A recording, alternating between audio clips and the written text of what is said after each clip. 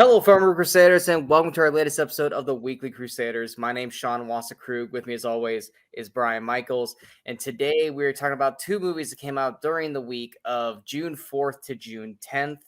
I'm definitely doing a lot better at pulling that up right in the moment. I don't know.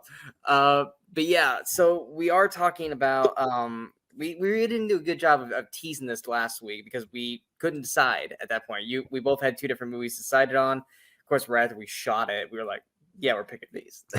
So but we're talking about a early 2000s comedy and a action crime hacker film, Something, basically. Yeah, something like that. That's more known for one particular thing than the movie itself. What are your general thoughts on these before we jump into the films? These are definite time capsules for the early 2000s. I'll say that much. Could not agree more.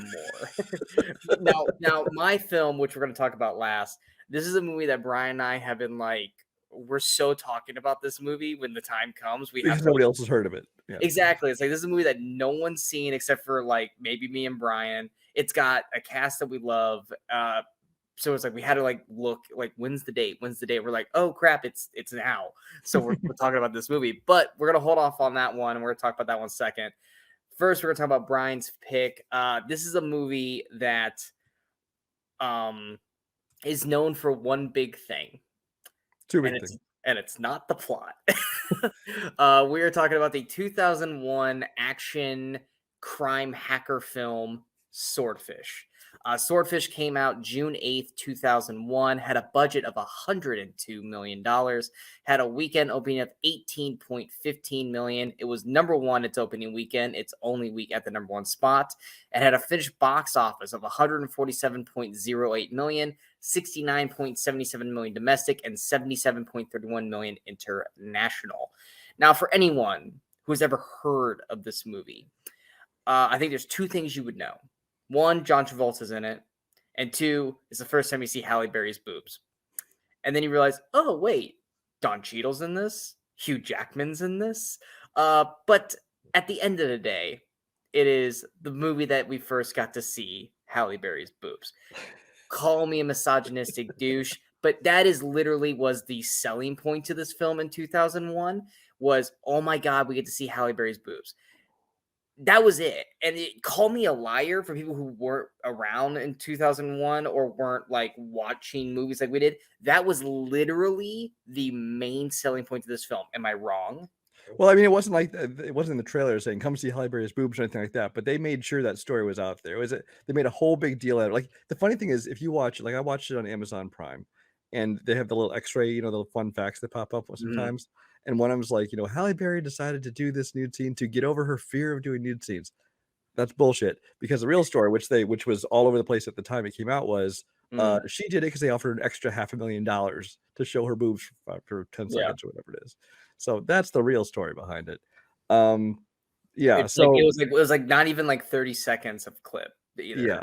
It was like maybe 15, 20 seconds, which literally all you had to do was wait like what, a year or two for Monsters Ball to come out, and you got to see. Yeah, but those aren't nearly as that's a different setting. They aren't as glamorous then. Yeah.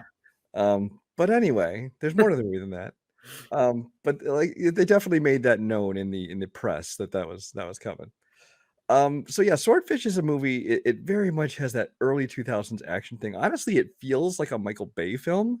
But it's not. It does. It's very Michael Bay-ish. Yeah, it's directed by Dominic Sena, who also did Gone in 60 Seconds. It kind of has a feel like that as well, but that is also not Michael Bay. Because in the early 2000s, there was basically like three major producers. There was Michael Bay producing action movies. There was Jerry Bruckheimer, who did stuff like Gone in 60 Seconds and Armageddon. It was late 90s and things. And then there was Joel Silver, and he was in the middle of like the Matrix movies. And that's when Joel Silver produced this one.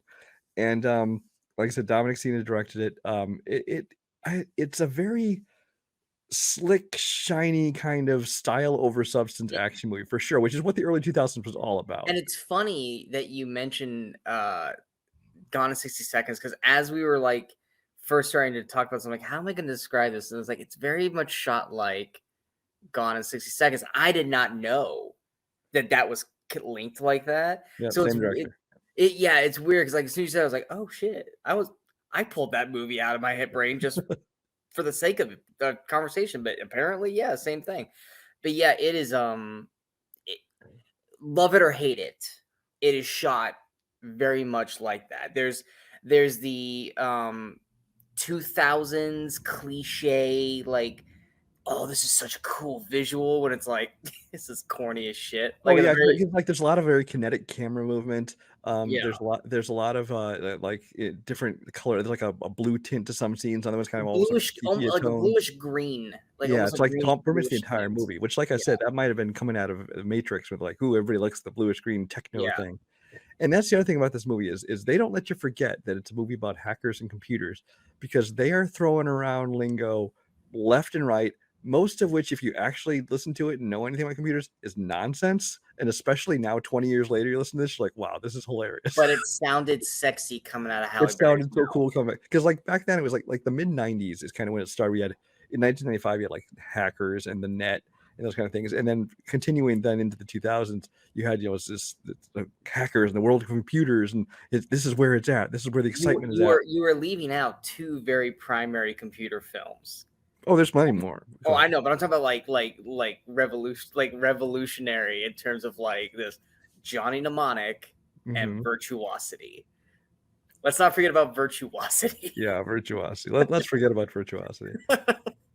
Russell Crowe and Denzel Washington, their first time together. Um, so yeah, so this one was really one of those things trying to make the world of computers and computer crime cool and stuff like that. It's You cool to have be a nerd, you basically. have Hugh Jackman, who's 1 year after X-Men, so he's kind of the hottest ticket in town. So he's an up and comer, so he's starring in this. I liked him in this movie. John Travolta was being John Travolta, chewing up scenery. Now, Was this before or after Battleship Earth or Battlefield Earth? this is after, Because I feel like they're around the same but time. like just out. I want to say Battlefield was 2000, but I don't know that for sure.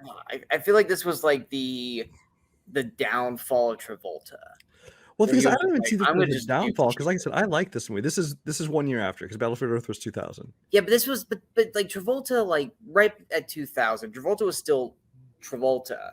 Yeah. And then he did Battlefield Earth, and that was a tanker. And then he did this, and it was like, what is Travolta Well, we doing? talked about him before. He's another one of those guys with those roller coaster careers where he Yeah. like has a comeback and then kind of fades away, and then has a comeback and then fades away. And But after once Battlefield Earth, he didn't come. He was down until like Hairspray, which was like yeah, well, so because many years Battlefield Earth, later. that's when you all start tying in. He's one of them Scientology weirdos, so that kind of brings everything down and turns everything Yeah, against you. But he's chewing up the scenery like he does. Like think of like Broken Arrow and some of these other movies, which I enjoyed Broken he Arrow. plays the role good. I mean, it's a kind of a villain with I don't know. I got a little bit of flair to him. I think he was very much going for. Now I don't know if this is the writers or him. A little both. I think they were really going for a Quentin Tarantino esque kind of thing, I was just about to say that his especially in the opening, opening scene. yes, his opening monologue The is opening scene, very I would have much guessed it was written by Quentin Tarantino. It certainly oh wanted to be Quentin a Tarantino. 1000%. His opening monologue is something pulled right out of Pulp Fiction or even Reservoir Dogs, where Mhm. they're just talking about the history of film, and then I'm watching. I was like, I don't know if I'm liking this because it's Travolta reading this, or if this just sounds very much like a Travolta thing. And that's the thing is after that opening sequence, nothing in the rest of the film sounds remotely close to this They dialogue. occasionally throw in like a movie reference or something like that, Yeah. but it's not nearly the same as that opening speech. Yes. I liked it. I liked that opening speech, but the rest of the movie didn't match that speech. Yeah, I mean the opening was cool because then you also had that their version of the bullet time shot.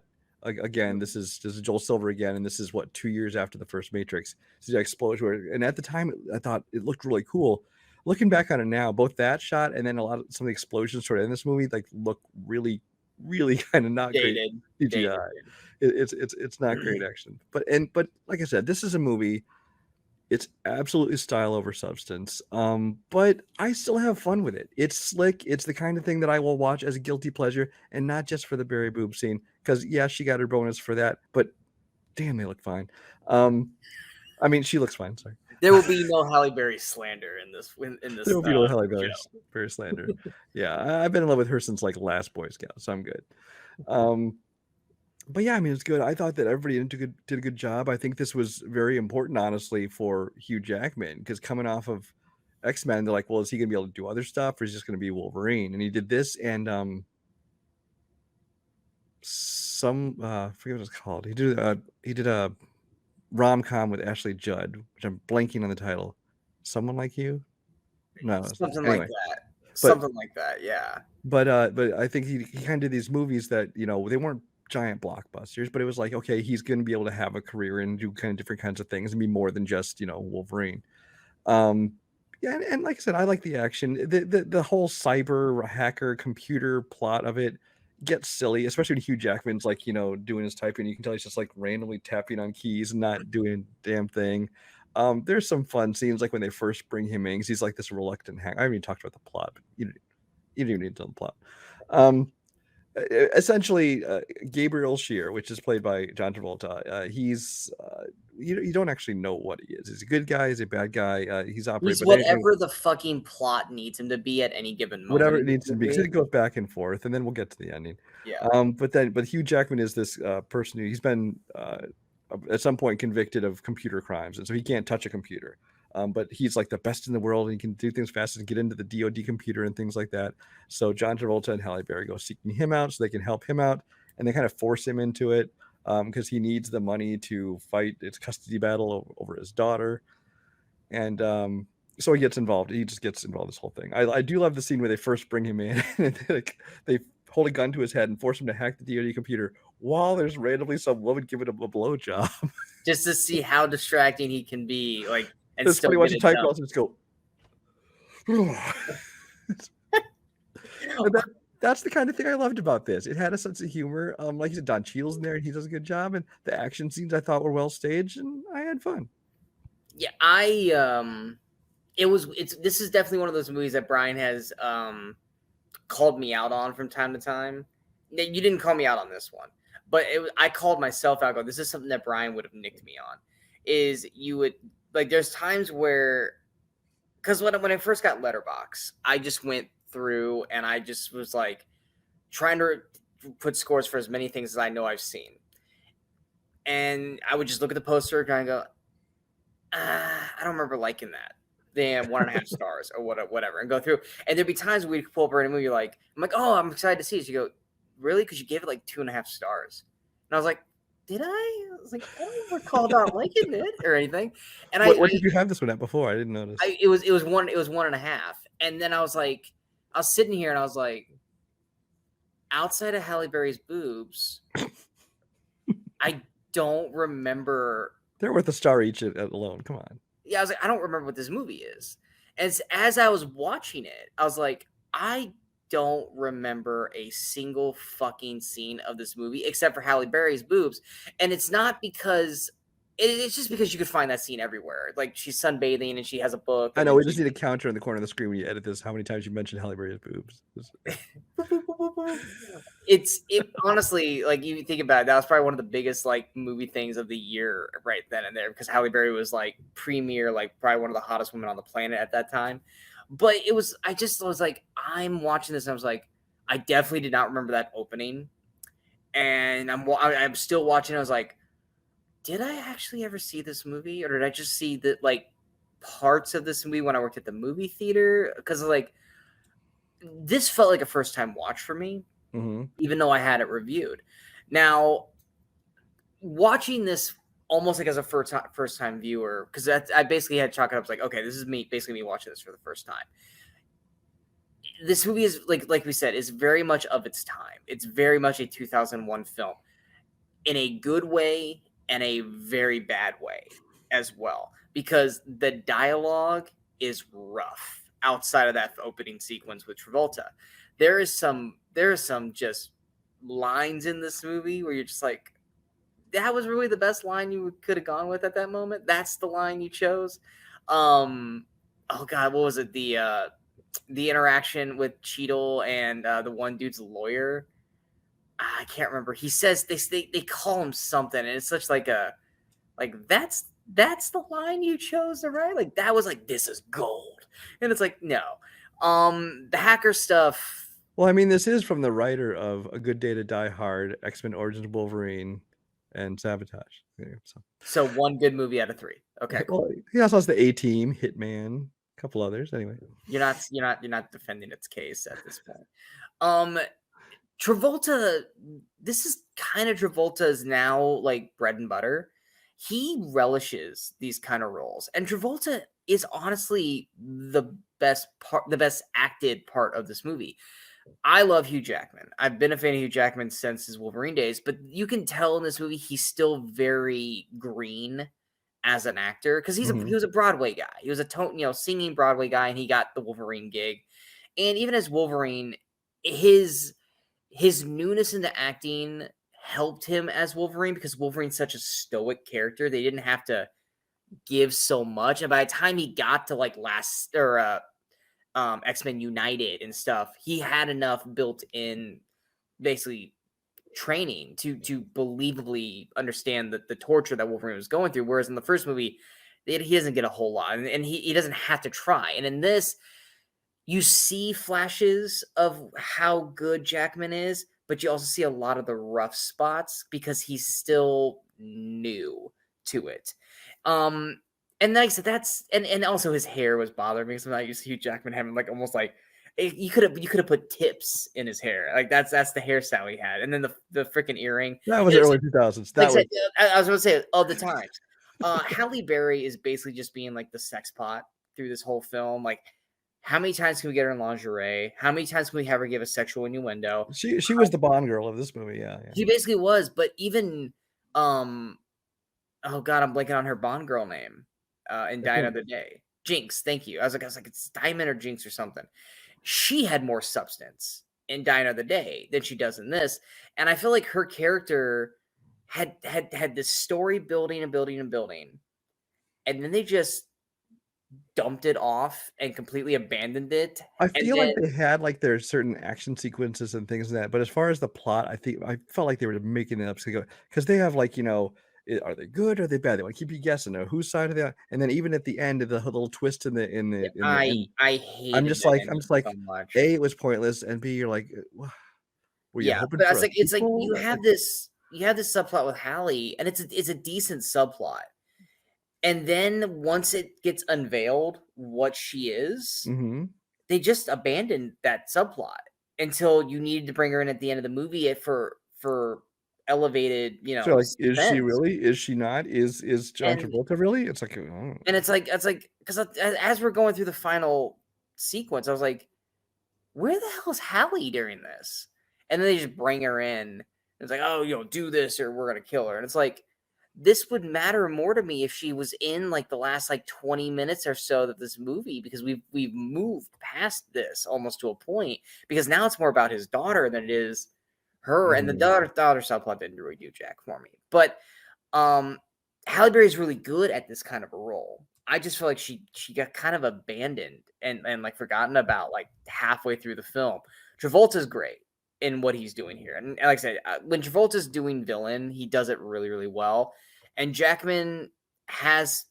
Yeah, this is the kind of movie I think Travolta's villains fit well in a movie like this. It's perfect for it. Yeah. If you try to put it in a more straightforward, dramatic villain, like a not so slick and comedic and stylized, he would come across as just corny and cheesy as hell. But it works here. Travolta's sweet spot, and I'm going to use a Batman villain term here, just so that way other people understand what I'm talking about. Travolta is very much a combination of like a Joker, Riddler, Two-Face. He can have seriousness, but he still also has to be kind of zany and have funny moments. He can't be 100% serious the whole time because it doesn't work. He can't be fully 100% zany and wacky and all over the place, because then it's just like, what the fuck are you doing? He has to have that mix, like a Harvey Dent, but not Tommy Lee Jones, but more like Aaron Eckhart, with splashes of like Jim Carrey Riddler or Joker. Yeah, I see what you're saying. Yeah, you got to have like a mixture. And when he's in that sweet spot, Travolta can have the dumbest fucking lines possible, but it works for him. And I feel like he got a lot of that from Nick Cage in Face Off. I think it's like, you know what he's doing, it's ridiculous, but it works. I'm taking that. It's Yeah, like he was essentially doing a mockery of John Travolta. John Travolta's like, "No, I'm gonna use it." it's like, you know what? He's on to something. This is what I'm gonna do now. Although I So do not endorse Face Off anyway. yeah, I love Face Off. But yeah, the movie itself, it's like I said, of its time, I mean, it was an epic fail in terms of money, for how much it was and how much it got. It's at the end of the day, it was because like I didn't like how it ended. I also think Don Cheadle was wasted in the film, but Don Cheadle was also still like not Don He Cheadle. wasn't big yet. Yeah, he wasn't Don Cheadle yet. So it's one of those when you go back and watch it from now to 2002, it's like, okay, oh yeah, Hugh Jackman, Travolta, Halle Berry, Don Cheadle, and you're like, oh wait, this is before Hugh Jackman kind of figured out his thing. Oh wait, this is I Don didn't have a problem Cheadle. with Hugh Jackman. I liked him a lot in this, but But there was just certain scenes where I was just like, yeah, you're still trying to figure shit out. Like older Hugh Jackman would have hit these scenes better, and it could have been the writing as well. But it's just the action sequences for me didn't really work. And two things I hate. And this movie does both. One, you have an opening scene and it ends up being the crux of the end of the third act. And it's like, once I figured that out, because like I was like, why are they acting like they just met? Didn't they just do this thing? And I was like, oh fuck, don't tell me that they just literally showed us like the main crux of the third act. I was like, yep, they did. I hate when movies do that. I really, really do, especially if it doesn't serve a purpose.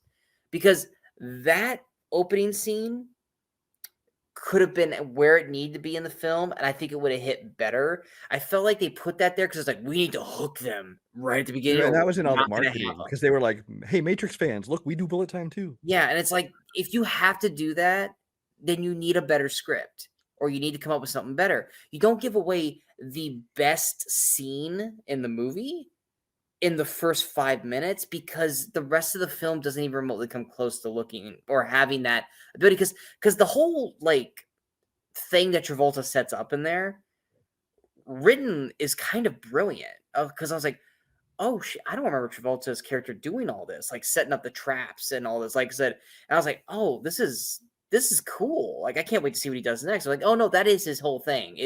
All this is building up to this moment. It's like, but you gave it all away already. So the rest of the film's just kind of whatever. And then the end, the twist end. I'm just like, because like when he stumbles upon it, like in the middle of the film, I was like, why does that look like Travolta? I was because I noticed that I was like, why does it look like Travolta? I was like, or I was like, maybe it's just to me, I'm thinking it looks like him, and then they go back to it, and it's like, did they think we were gonna get a sequel of this?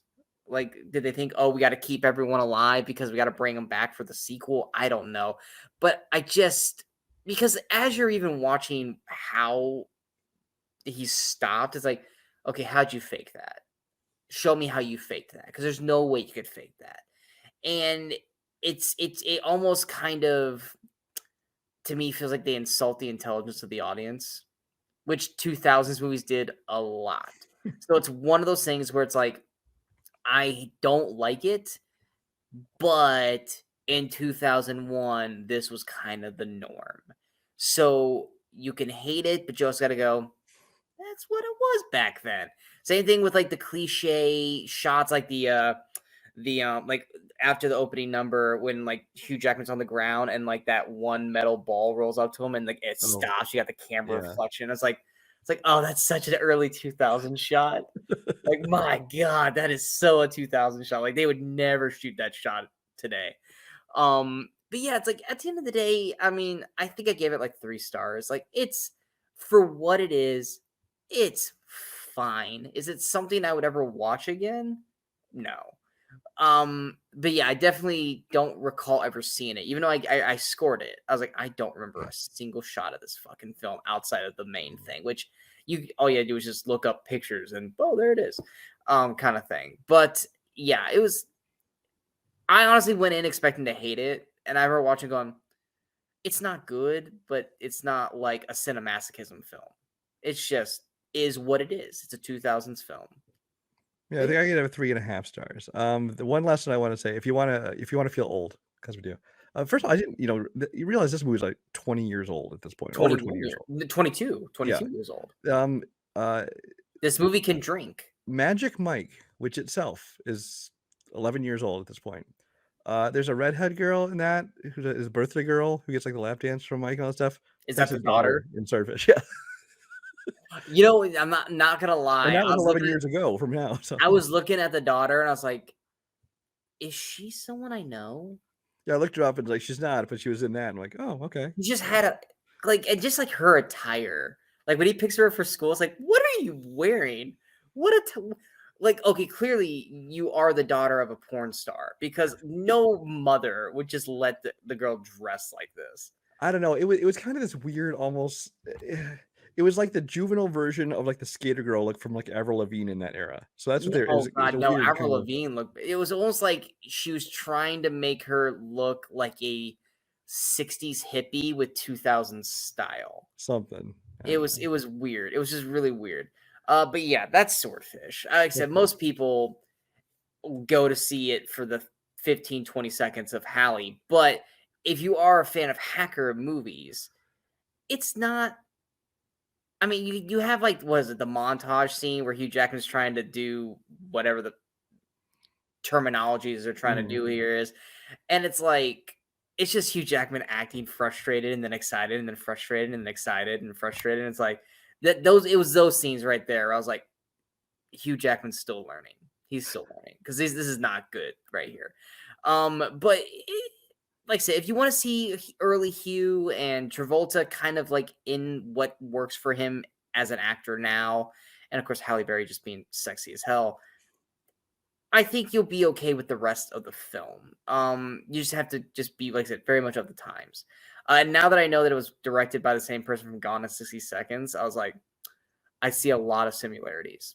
I get it, but I loved Gone in 60 Seconds 1,000 times better. But that's because the cast is so much better and the movie's so much more fun. I would say I like that one better, but I not by the margin that you do. So Oh, I enjoyed this one.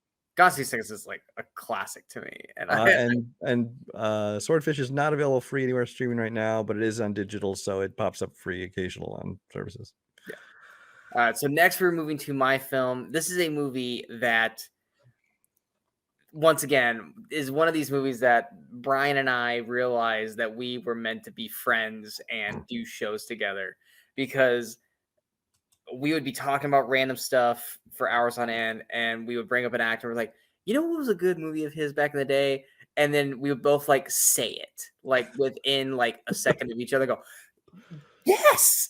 Oh my god! I'm glad I was the only person who knew. Did we just become best friends? Hell yeah! And we got another movie like that coming in August or September. But that one's not nearly as big named as this. This is a movie that, for lack of the better term, we've had to say this a few times on the show, would not go over well today. Oh hell. This is a definitely comedy of the early 2000s where you could get away with certain kinds of subject matter. You can act a certain way about certain subject matters and it'd be funny. But if you did this today, oh my God, so many of these people's careers would have died on the spot. Especially the one that we really love in this movie. Yeah. We are talking about a film that never went to theaters. So that's why most people have never heard of this film.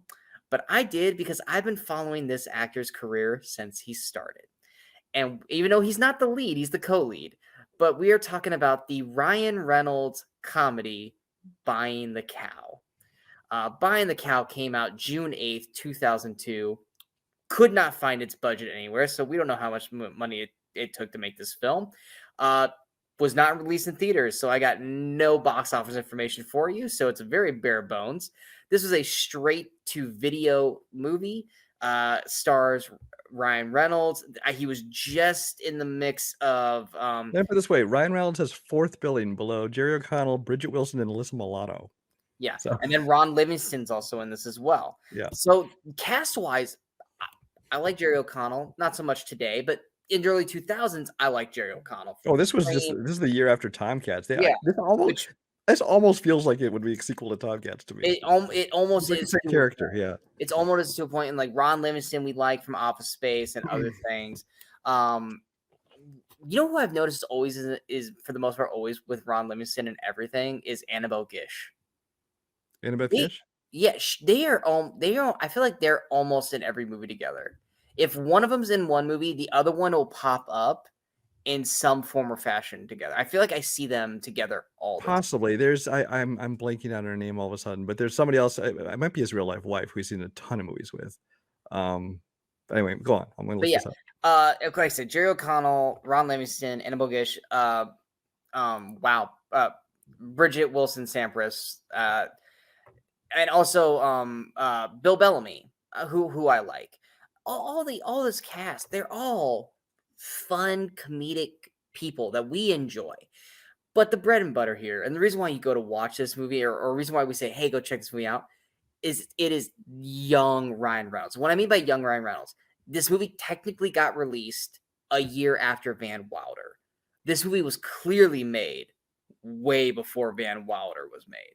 Because you can look at him in Van Wilder and you look at him in this, and it's like, this was clearly shot about a few years back when he was shooting Two Guys, a Girl in a Pizza Place, which if you guys have never seen that sitcom, it's great. It has Nathan Fillion, young Ryan Reynolds, and then I think we went 4 seasons. I love that show, and that's how I found Ryan Reynolds. So when he started to do movies, and everyone's like, dude, that Ryan Reynolds, I'm like, yeah, I've been watching Ryan Reynolds for like 5 years now.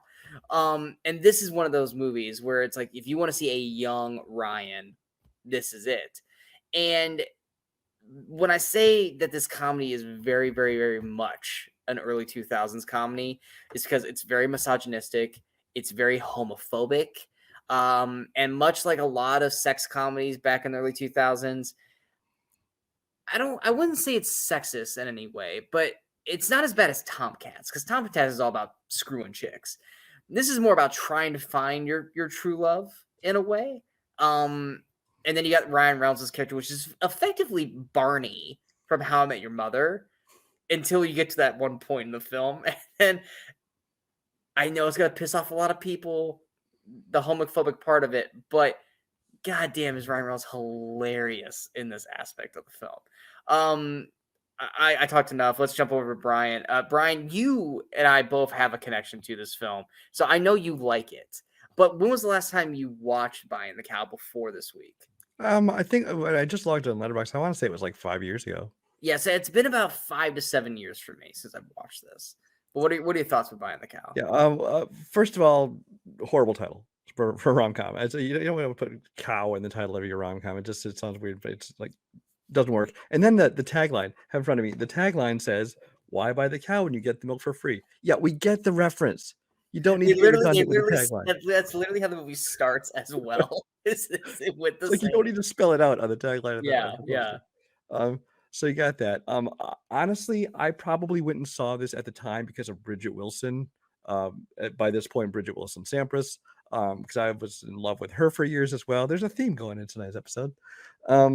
So unfortunately, she stopped acting. This was like actually one of her last movies before she stopped acting. I mean, she didn't need to anymore. She was married to Pete Sampras. Right.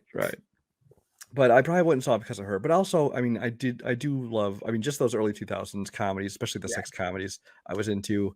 I just seen Tomcats the year before with Jerry O'Connell. Ryan Reynolds, I probably didn't even know who he was at the time, or if I did, I was just passing guys. Oh, he's that guy in that National Lampoon movie, whatever it is. Which clearly, I mean, this and Van Wilder kind of the beginning of Ryan Reynolds as we know him today. This is because he had done some small roles and things before this. I would say that TV show, of course. Yeah, I would say the crux of Ryan Reynolds to the zeitgeist of everyone was Van Wilder and then Waiting. Those two movies were the movies that elevated him to everyone knows who Ryan Reynolds is, where people like me, that was like, oh yeah, I've been watching him for years. And but like, see, for me who didn't watch the TV show, for Van Wilder and this introduced him as, okay, this is the kind of actor he is, this kind of comedy he does. And clearly they knew what they had, because they really let him kind of go off in this role. And they really kind of focus on a lot more than I expected. Because, like I said, he's fourth billed in this movie below Alyssa Milano, who has like 2 scenes, just because she was And I think it's a because name at as the they were time. shooting this, I think they just realized that this Yeah. guy's fucking funny. Yeah, I think they realized what they had, and so they let him go and kind of let him do his own thing. And I mean, obviously, he didn't improv his entire role, but I'm sure he brought something to it. Yeah.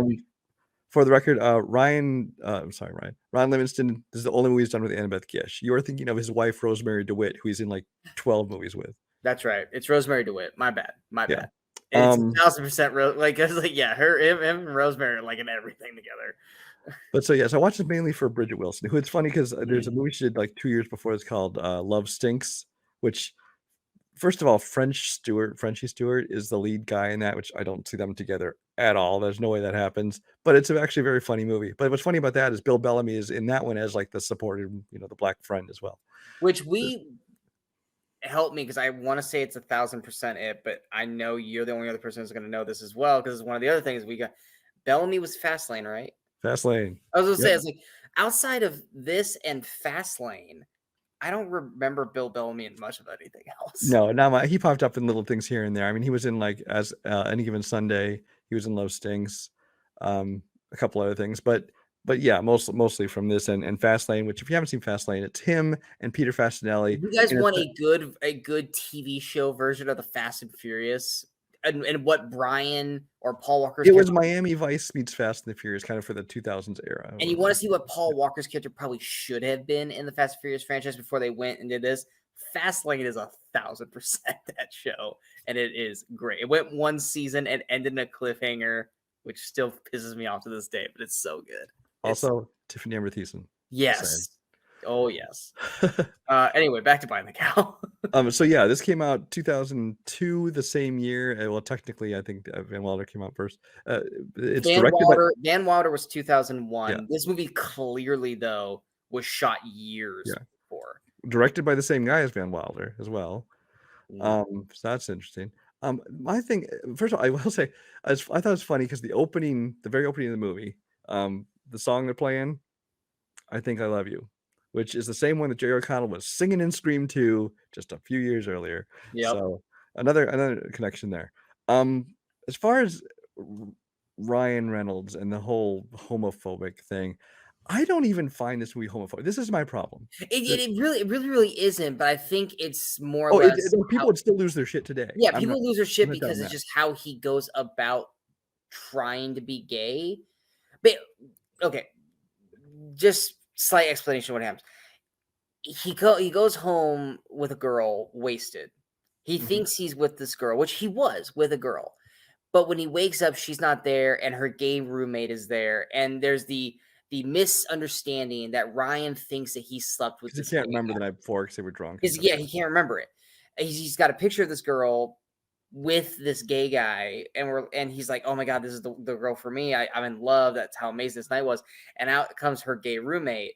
And the conversation totally feels like they did. Yeah, like, the things you did last night. Yeah. And so Ryan Reynolds is like, oh, I'm gay now. And it's him basically kind of trying to go through this journey of accepting. Well, and that's the thing. It starts out, he's all like grossed out, like, oh my God, was I with a guy? Oh, and he goes in the bathroom, like puking and stuff like that. And that's the kind of thing that people are like, oh, it's homophobic. It's like, no, it's a dude who thought he had sex with a woman who, and as far as he knows, he's straight. He finds out, what? I had sex with a dude? I'm not gay. And you're gonna react like that. I did love the moment when he plays the video. How do you know you're gay? And the guy's like, if you're watching this, you're super gay. But that's and then he just accepts it because he like crosses his legs. He's just like, all right, I guess I'm gay. But nothing in the movie came across as homophobic. And if anything, it shows him coming to terms with it. Now at the end, they kind of do a twist. It's like, is he or isn't he? You don't really know. Oh no, Alyssa Milano's like, no. It's like, well, and they're like, we thought you were gay. He's like, so? And it's like, so is he bi? I don't know. Like I said, it's such a Barney from How I Met Your Mother and Ryan Reynolds. Like he's playing Barney. Yeah, but the thing is, it's essentially him coming to terms with it, and I don't find it homophobic in any way, shape, or form. It's like, yes, some people are like, oh, we didn't know you're gay, and they're kind of like surprised. I guess I wouldn't. I take back what I say about being homophobic. I would say homo stereotypical I because know, he's I agree, but I'm saying, but you were right in saying that to start with, because that is what it would get attacked with if it came out today. People would yeah. call it homophobic and all these kind of things. Of course, they'd also call it sexist. We already that tends to overshadow the fact that people would all call it sexist and stuff for so many other reasons. Yeah. There's pedophilia involved, but again, it's misunderstanding. It's not somebody Misunderstand. Yeah, intentionally doing anything. this movie is Yeah, misunderstanding to the T with so many levels for comedic which is what sex effect. comedies are all about. Yeah, which for comedic effect it works. Yeah.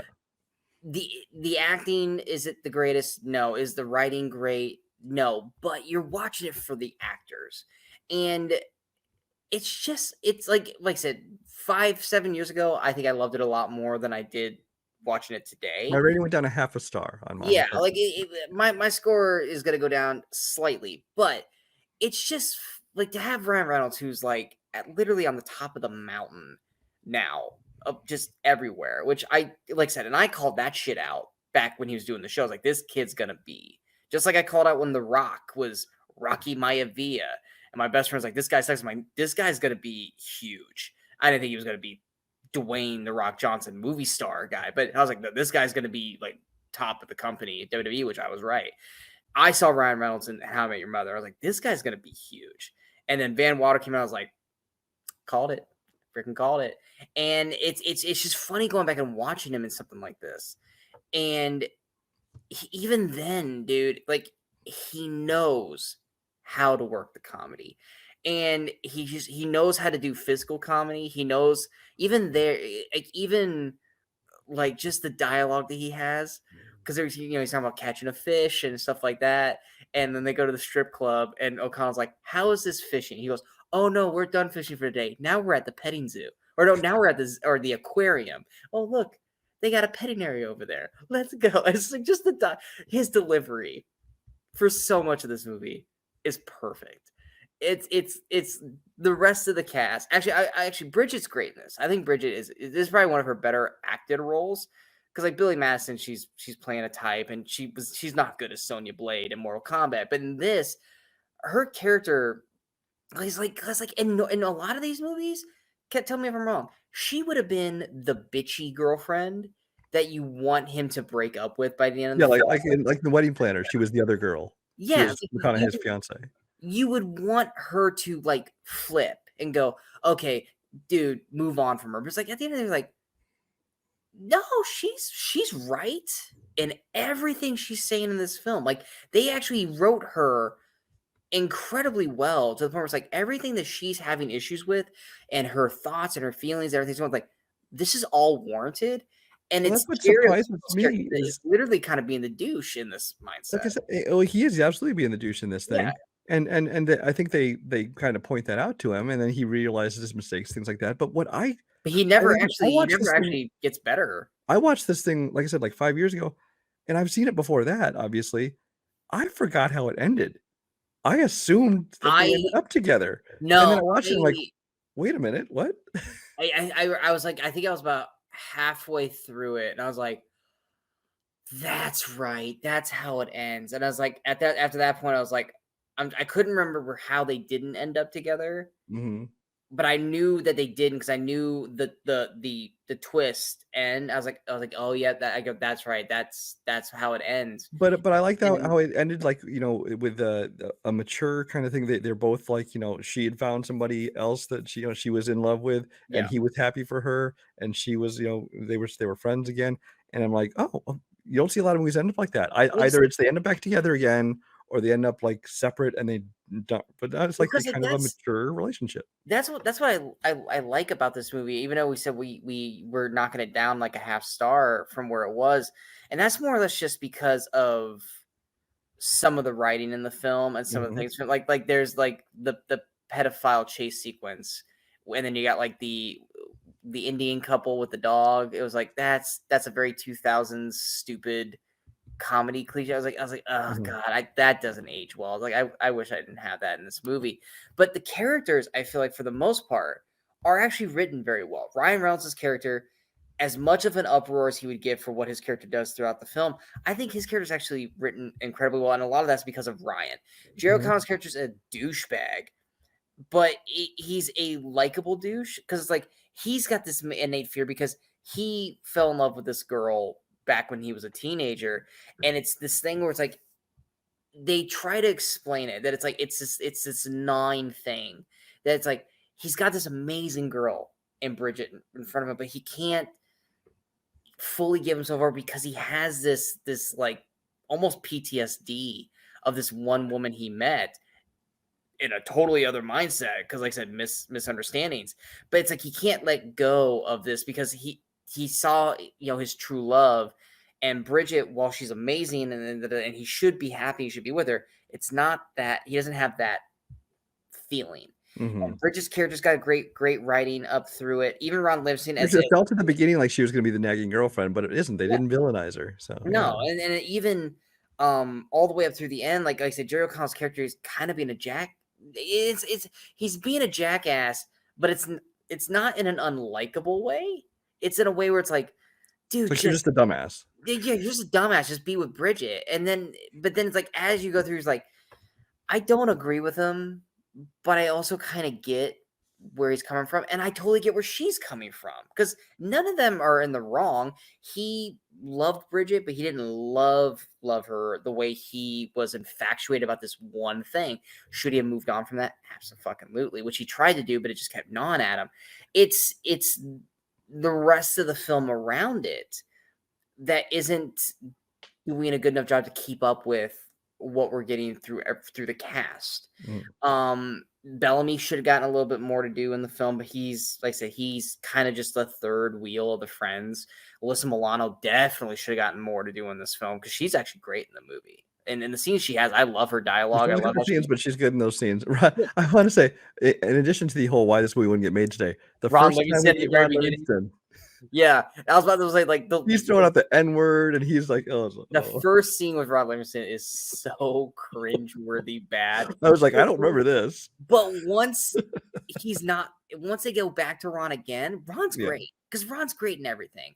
He's such a good actor, an underrated, underappreciated actor. But once you get past that first scene, Ron's honestly really good throughout most of the movie, except that he is laying it on thick every time his fiance tells the story. He's like, that sick bastard, I wish I would just beat it. I'm like, tone it down a little bit.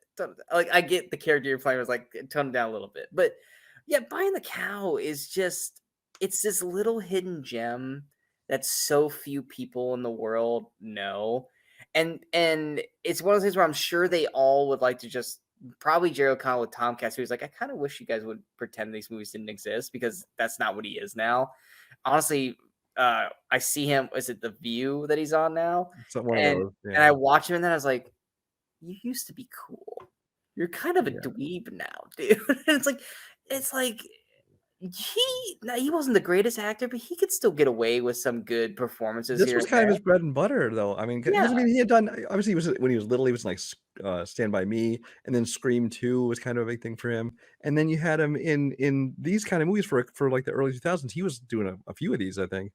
And it's like, and you could that's the other thing is you could totally tell, like I said with Ryan, that this was shot a few years back because you watch Tomcats, he looks so much more older in Tomcats. And it's like I understand that that's not who you are anymore. That you've grown, you've changed, and you've moved on to now he's probably a dad. He is that's his main thing. Is he's an older guy, and I get that. But don't pretend like these didn't exist. Like it was a bad part of your career. It's like this is who you were, and it was fun at the time. Yeah, it's like because he's like a dad with like girls, so he's like a girl dad. So he's like now like just trying to be overtly like super dad, super appreciative. I was like, you're kind of a dweeb now, man.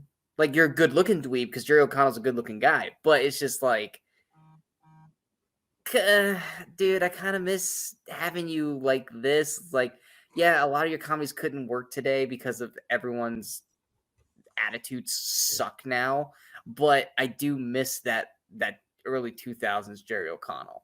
And go back to Scream, the best boyfriend that Nev Campbell ever had, because he's the one that didn't try to kill her in all the movies, even though she does end up with Patrick Dempsey. But even then, he's shady. He's shady in the third screen There's film. still time for him to try. Yeah, exactly. I was like, Jerry O'Connell was like the only guy who actually was like a genuine, like, I was a good dude this whole damn movie.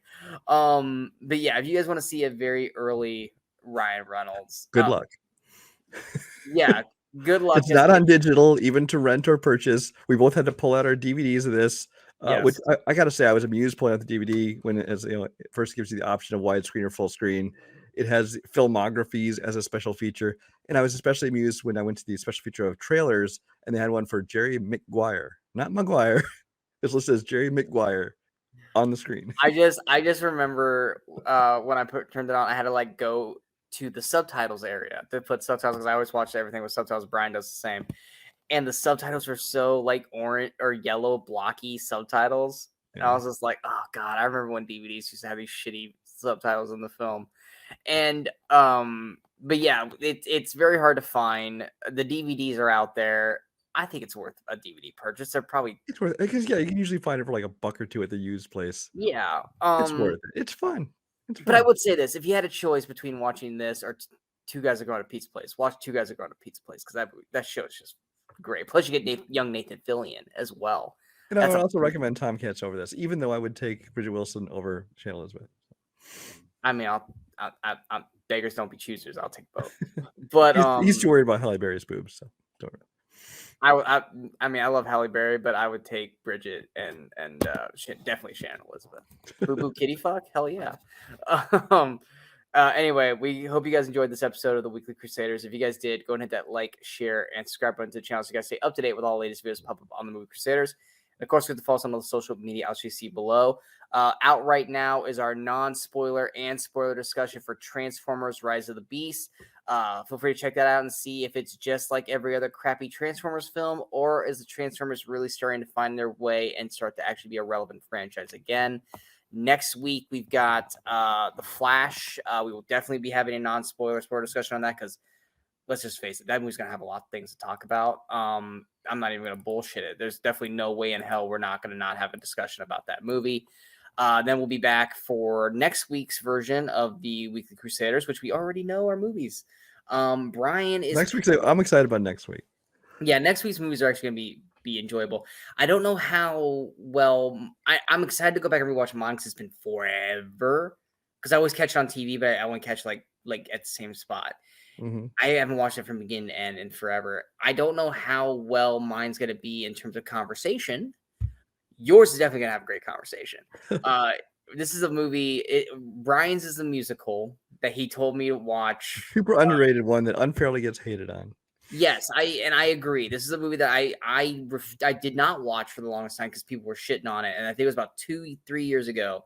Brian was like, you should watch this, man. It's actually a lot of fun. And I was like, all right, fine. And I actually was like, I loved this. I bought the soundtrack. So I'm actually fun. I have not watched it since I watched it 2-3 years back. So I'm actually excited to go back and rewatch this again.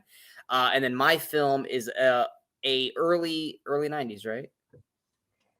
Yes. I won't say what year, but yeah, early 90s. Yeah. Early 90s action film. Also early 90s in terms of like having like a seriously like huge single attached to the movie, like Kiss from the Rose with Batman Forever and shit. Like this made this guy's career kind of in a way. So try to figure out what those movies are. And then Cinemasochism, we are no longer going to be doing that weekly. We're kind of going to be doing that on a case-by-case basis when movies pop up that are prevalent to something that catches Brian's eye and say, hey, I want to do it this week because this thing's coming out. So we're not going to be doing those as much, but we will still be coming back and doing them when it calls for it. Yeah, we got another one coming up in a week or two. We're doing one. Yeah. Holy shit. You know what I just realized? What's that? Gone in 60 Seconds was also this week. Yeah, you almost picked that. I almost picked it. We would have had a dual director because I was going to do Gone in 60 Seconds. I was like, no, we said we were going to do Buying the Cow. I'll do Buying the Cow. That even more just would have been awesome if we would have pulled that off. Damn it. Buying the Cow deserved to be talked about. But anyway, like I said, Flash next week. Also, Extraction 2 and damn it, there's another. Oh yeah, There's Blackening and Elemental. Elemental, but we won't be doing a spoiler one on those. I don't know if you'll be doing them or not. Elemental, like I said, I'll probably wait on Elemental till it goes to Disney Plus, and then the Blackening. Brian and I both said based off the latest trailer where they're basically encouraging people to be loud in the theater while watching it. Brian and I hate that, so we're probably gonna wait for that to pop up on streaming, and then we'll, if it's good enough to have this. Honestly, I will probably go within the first week, but it'll be like a Tuesday 2 p.m. show. I'm too damn busy to hit those shows, so I'll probably have to wait for it to be streaming, and it'll be one of those movies that if it's good enough to have a review, which I actually hope it is, because I think it looks actually really, really funny. I think it looks like it could be fun. I think it looks just hilarious. I just hate that they're actually encouraging that in theaters. Anyway. Yeah. But anyway, we got plenty of videos coming up on the channel, so be on the lookout for all that. Coming up pretty soon, our half-year stuff too. I was about to say that. It's like we are about 3 weeks out from our halfway year review, where we're gonna go over our top 10 films of the year so far, our top 10 worst films, our most surprised, our most disappointed. We love doing these episodes. They're longer videos, but it's literally 2023 recap so far kind of thing. And this has been a very interesting year so far. And I mean that in a good way, not like last year where it's like, oh God, like this year sucks so far. But that's gonna be coming out here probably first week of July. So be on the lookout for that. But yes, like I said, feel free to check this stuff out. Hit that like, share. Let us know if you watch these movies, especially Buying the Cow. We need more people to see Buying the Cow. Let us know what you guys thought about it. You guys are probably not going to like it like we did, but it's Ryan Reynolds. What's not to like? But we are the Movie Crusaders. I'm Sean Waskrew. That's Brian Michaels. And until next time, in case we don't see you, go watch some movies. Go have some fun. One more time, Halle Berry's boobs.